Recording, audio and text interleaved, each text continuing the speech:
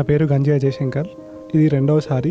మొదటిసారి మా అక్క తనకు ఫ్రెండ్స్ ద్వారా తెలిసిన ద్వారా ఇక్కడికి వచ్చి దర్శించుకొని దేవుని దర్శించుకొని తర్వాత అన్నదానం చేసింది. సో అదేవిధంగా నేను అదే మార్గంలో నడవడానికి ఈరోజు నా పుట్టినరోజు కాబట్టి నేను కూడా అన్నదానం నా వంతుగా సహాయం చేస్తాను అని ఇక్కడికి వచ్చి 10 మందికి అన్నదానం చేసి ఇక్కడికి వచ్చాను.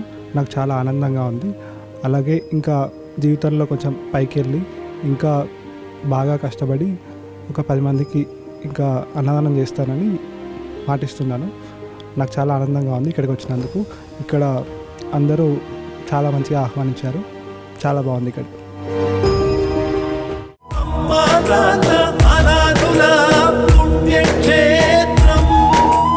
దాతలకు సేవామూర్తులకు విన్నపం. ఈ అభాగ్యుల పట్ల మీ దయాహృదయాన్ని ఈ వీడియో చూడటం వరకే పరిమితం చేయవద్దని మనవి.